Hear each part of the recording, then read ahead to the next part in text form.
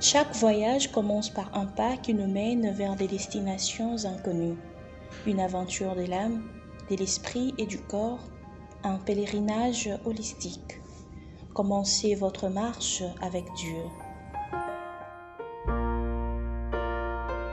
Bonjour famille Communauté sans frontières. C'est une joie de nous retrouver une fois de plus dans cet espace de réflexion biblique. Aujourd'hui, nous partageons sur un thème éloquent, Jésus comme migrant.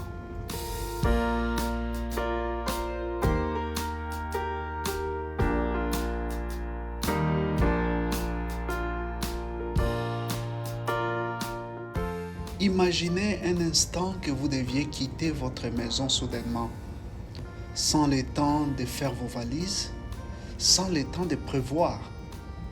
Si vous ne pouviez emporter qu'une petite valise, quels 3 objets choisiriez-vous? Ce sentiment d'urgence, de devoir laisser derrière soi ce qui est familier, est la réalité quotidienne de nombreux migrants et réfugiés. Et c'est aussi là que nous rencontrons Jésus pour la première fois. Dans l'Évangile selon Matthieu, nous lisons l'histoire de la Sainte Famille fuyant en Égypte. Lève-toi, prends le petit enfant et sa mère, fuis en Égypte et restez-y jusqu'à ce que je te parle, car Hérode va chercher le petit enfant pour le faire périr. Matthieu 2, 13. Jésus commence sa vie comme un enfant réfugié, échappant à la violence et à l'oppression politique.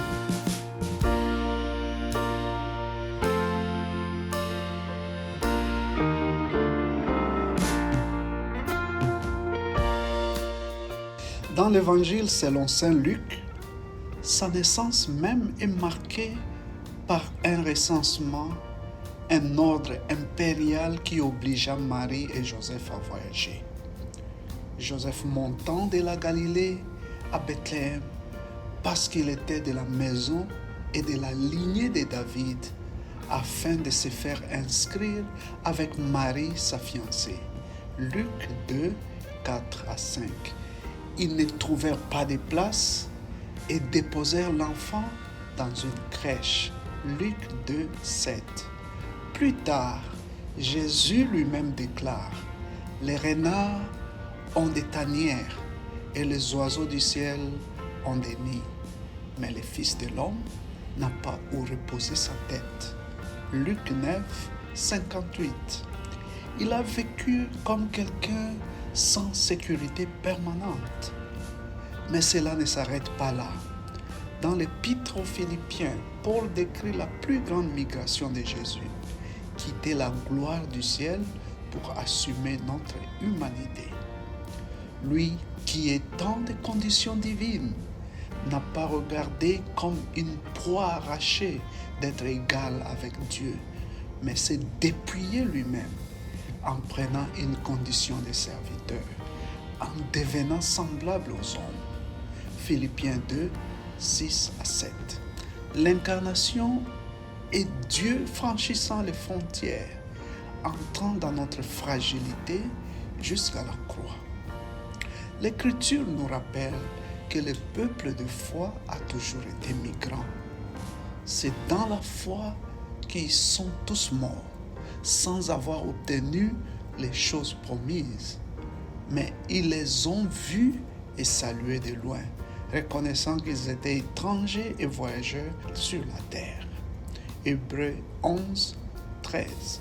Et Jésus nous dit clairement, « J'étais étranger, vous m'avez accueilli. » Matthieu 25, 35.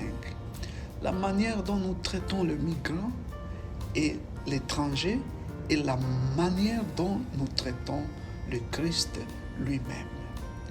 La migration n'est pas seulement une question politique, c'est une question morale et théologique. Les guerres, la pauvreté et le changement climatique déplacent des millions de personnes. Comme disciples du Christ, nous sommes appelés à résister à la peur et à la xénophobie, à pratiquer l'hospitalité et à voir dans chaque migrant le visage même de Jésus. Comment le fait de voir Jésus comme migrant change-t-il ta manière de le comprendre? C'est une joie de partager ce moment avec vous. Que la paix de Dieu et sa grâce vous accompagnent toujours. À très bientôt pour une nouvelle réflexion de la communauté sans frontières.